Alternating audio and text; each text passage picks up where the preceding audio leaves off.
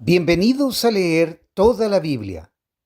Febrero 15, Éxodo capítulo 39, verso 1 al capítulo 40, verso 38.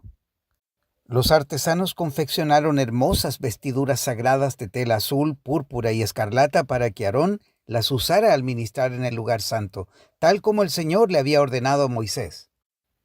Bezalel hizo el efod de lino de tejido fino, y lo bordó con oro e hilo azul, púrpura y escarlata. Para hacer hilo de oro, trabajó a martillo finas láminas de oro y luego las cortó en hilos finos. Con mucho cuidado y gran habilidad, lo bordó en el lino fino junto con el hilo azul, púrpura y escarlata. El efod constaba de 2 piezas, el frente y la espalda, unidas en los hombros por 2 hombreras.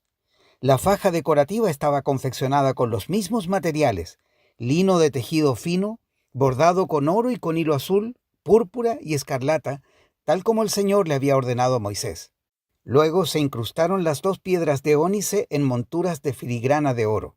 Las piedras tenían grabados los nombres de las tribus de Israel como se graba un sello. Bezalel fijó las 2 piedras sobre las hombreras del efod, pues eran un recordatorio de que el sacerdote representaba al pueblo de Israel.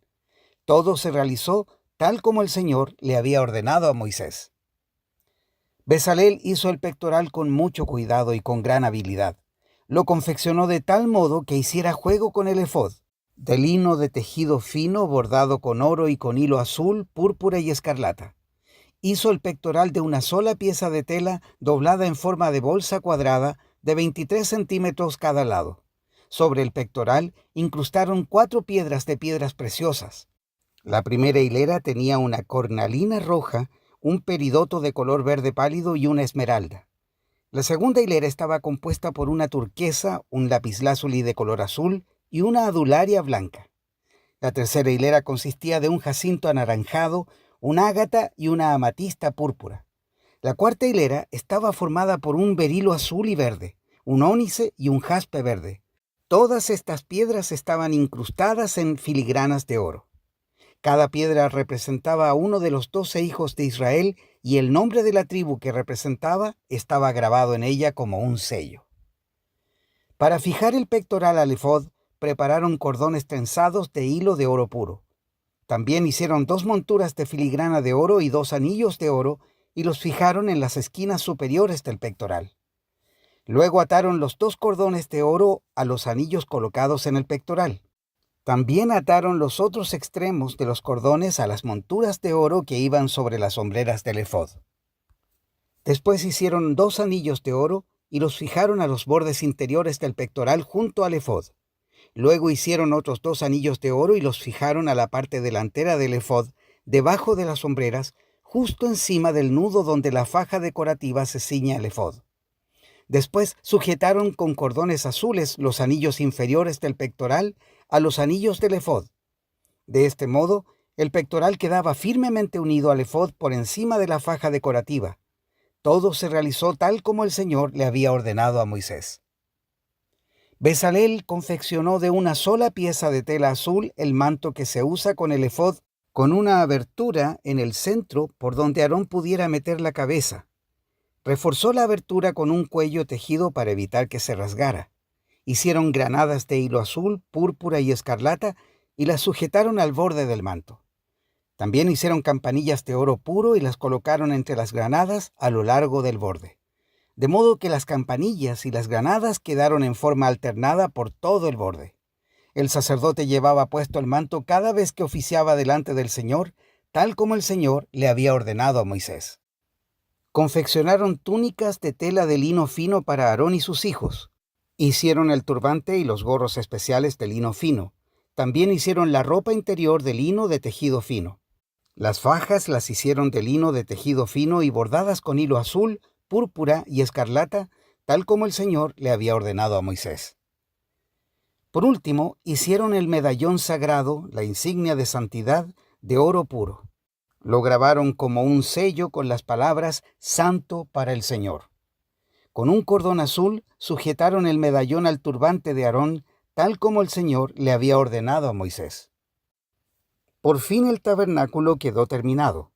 Los israelitas hicieron todo tal como el Señor le había ordenado a Moisés, y presentaron a Moisés el tabernáculo completo: la carpa sagrada con todo su mobiliario, los broches, los soportes, los travesaños, los postes y las bases, las cubiertas para el tabernáculo de pieles de carnero curtidas y cuero de cabra de la mejor calidad, la cortina interior que protege el arca del pacto y las varas para transportarla, la tapa del arca, el lugar de la expiación, la mesa y todos sus utensilios, el pan de la presencia, el candelabro de oro puro con sus copas simétricas para las lámparas, todos los accesorios y el aceite de oliva para la iluminación, el altar de oro, el aceite de la unción y el incienso aromático, la cortina para la entrada de la carpa sagrada, el altar de bronce, la rejilla de bronce, las varas para transportarlo y sus utensilios, el lavamanos con su base, las cortinas para las paredes del atrio,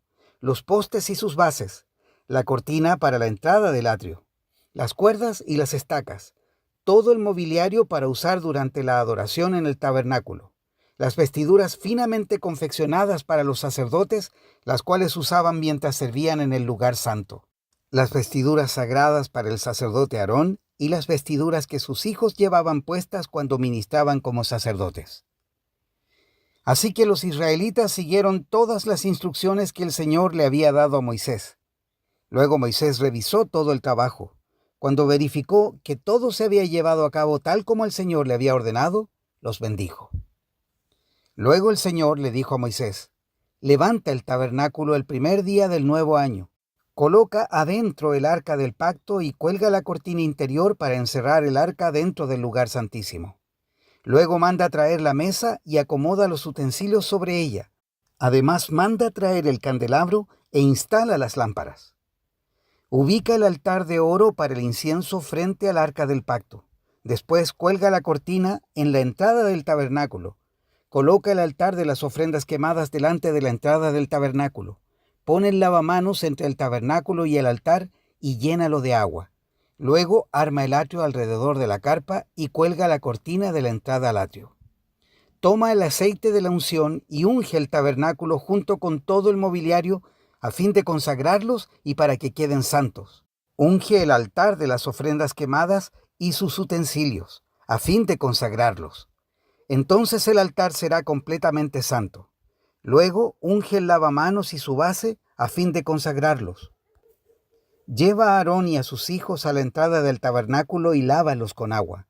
Ponle a Aarón las vestiduras sagradas y úngelo, así quedará consagrado para servirme como sacerdote. Luego haz que se acerquen sus hijos y vístelos con sus túnicas. Úngelos como ungiste a su padre, para que ellos también me sirvan como sacerdotes. Al ungirlos, los descendientes de Aarón quedan apartados para el sacerdocio por siempre, de generación en generación. Moisés hizo todo lo que el Señor le había ordenado. Así que el tabernáculo fue armado el primer día del primer mes del segundo año. Moisés levantó el tabernáculo, primero situó las bases, encajó los soportes, fijó los travesaños y colocó los postes. Luego extendió las cubiertas sobre el armazón del tabernáculo y puso las carpas protectoras encima, tal como el Señor le había ordenado. Entonces tomó las tablas de piedra grabadas con las condiciones del pacto y las puso dentro del arca. Después sujetó al arca las varas para transportarla y a la tapa del arca, el lugar de la expiación, la colocó encima. Luego llevó el arca del pacto dentro del tabernáculo y colocó la cortina interior para protegerla de la vista, tal como el Señor le había ordenado. Después Moisés ubicó la mesa en el tabernáculo, en el lado norte del lugar santo, justo fuera de la cortina interior, y acomodó sobre la mesa el pan de la presencia delante del Señor, tal como el Señor le había ordenado. Luego puso el candelabro en el tabernáculo, en dirección opuesta a la mesa, en el lado sur del lugar santo. Entonces encendió las lámparas en la presencia del Señor, tal como el Señor le había ordenado. También puso en el tabernáculo el altar de oro para el incienso, en el lugar santo, delante de la cortina interior, y quemó el incienso aromático sobre el altar, tal como el Señor le había ordenado. Después colgó la cortina a la entrada del tabernáculo y ubicó el altar de las ofrendas quemadas cerca de la entrada del tabernáculo. Entonces presentó una ofrenda quemada y una ofrenda de grano sobre el altar, tal como el Señor le había ordenado. Luego Moisés instaló el lavamanos entre el tabernáculo y el altar, y lo llenó de agua para que los sacerdotes pudieran lavarse. Moisés, Aarón y los hijos de Aarón sacaban agua del lavamanos para lavarse las manos y los pies. Se lavaban cada vez que se acercaban al altar o entraban al tabernáculo, tal como el Señor le había ordenado a Moisés. Después Moisés colgó las cortinas que daban forma al atrio que rodea el tabernáculo y el altar. Por último, levantó la cortina en la entrada del atrio. Así, por fin terminó Moisés el trabajo. Entonces la nube cubrió el tabernáculo y la gloria del Señor llenó el tabernáculo. Moisés no podía entrar en el tabernáculo porque la nube se había posado allí y la gloria del Señor llenaba el tabernáculo. Cada vez que la nube se levantaba del tabernáculo, el pueblo de Israel se ponía en marcha y la seguía. Pero si la nube no se levantaba, ellos permanecían donde estaban hasta que la nube se elevaba.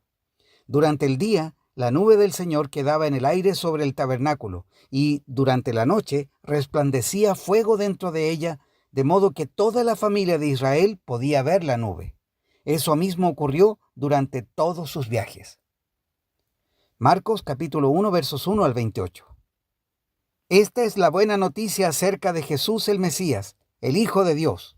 Comenzó tal como el profeta Isaías había escrito: Mira, envío a mi mensajero delante de ti, y él preparará tu camino. Es una voz que clama en el desierto: preparen el camino para la venida del Señor. ¡Ábranle camino! Ese mensajero era Juan el Bautista. Estaba en el desierto y predicaba que la gente debía ser bautizada para demostrar que se había arrepentido de sus pecados y vuelto a Dios para ser perdonada. Toda la gente de Judea, incluidos los habitantes de Jerusalén, salían para ver y oír a Juan. Y cuando confesaban sus pecados, él los bautizaba en el río Jordán. Juan usaba ropa tejida con pelo rústico de camello y llevaba puesto un cinturón de cuero alrededor de la cintura. Se alimentaba con langostas y miel silvestre. Juan anunciaba: Pronto viene alguien que es superior a mí, tan superior que ni siquiera soy digno de inclinarme como un esclavo y desatarle las correas de sus sandalias. Yo los bautizo con agua, pero él los bautizará con el Espíritu Santo. Cierto día, Jesús llegó de Nazaret de Galilea y Juan lo bautizó en el río Jordán. Cuando Jesús salió del agua, vio que el cielo se abría y el Espíritu Santo descendía sobre él como una paloma. Y una voz dijo desde el cielo: Tú eres mi Hijo muy amado y me das gran gozo. Luego el Espíritu lo impulsó a ir al desierto, donde Jesús fue tentado por Satanás durante 40 días. Estaba a la intemperie entre los animales salvajes y los ángeles lo cuidaban.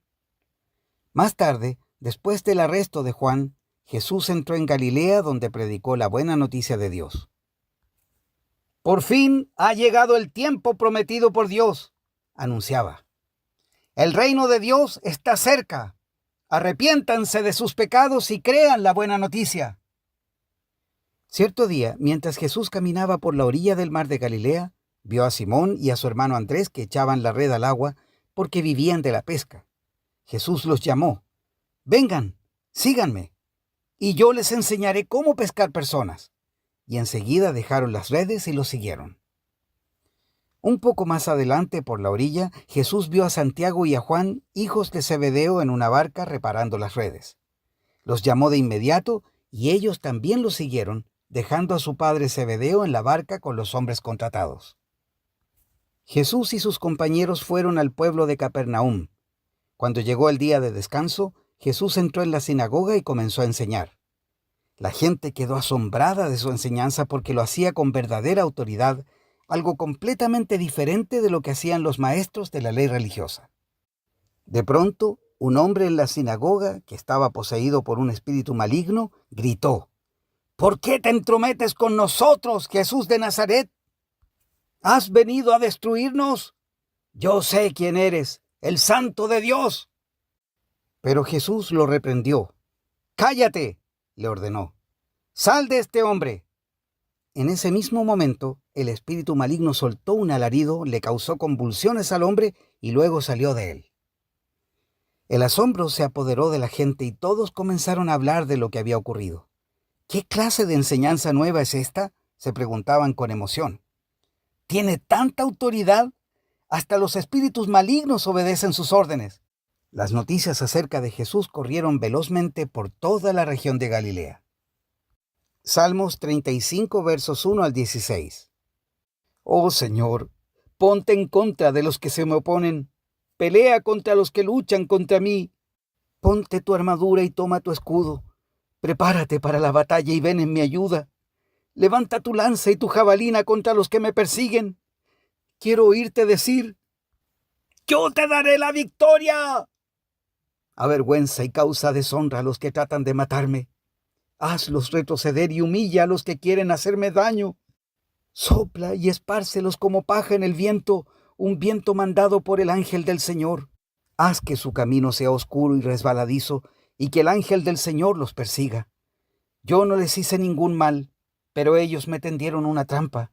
No les hice ningún mal, pero cavaron una fosa para atraparme. Por eso, que la ruina les llegue de repente, que queden atrapados en la trampa que me tendieron, que se destruyan en la fosa que cavaron para mí. Entonces me alegraré en el Señor. Estaré feliz porque Él me rescata. Con cada hueso de mi cuerpo lo alabaré. Señor, ¿quién se compara contigo? ¿Quién otro rescata a los indefensos de las manos de los fuertes? ¿Quién otro protege a los indefensos y a los pobres de quienes les roban? Testigos maliciosos testifican en mi contra y me acusan de crímenes que desconozco por completo. Me pagan mal por bien y estoy enfermo de desesperación. Sin embargo, cuando ellos se enfermaban, yo me entristecía. Me afligía a mí mismo ayunando por ellos, pero mis oraciones no tenían respuesta. Estaba triste como si fueran mis amigos o mi familia, como si me lamentara por mi propia madre. Pero ahora que yo estoy en dificultades, ellos se ponen contentos. Con aires de triunfo se unen en mi contra. Me ataca gente que ni siquiera conozco, me calumnian sin cesar. Se burlan de mí y me insultan, me gruñen. Proverbios 9, versos 11 al 12. La sabiduría multiplicará tus días y dará más años a tu vida. Si te haces sabio, serás tú quien se beneficie. Si desprecias la sabiduría, serás tú quien sufra. Hasta aquí la lectura de hoy.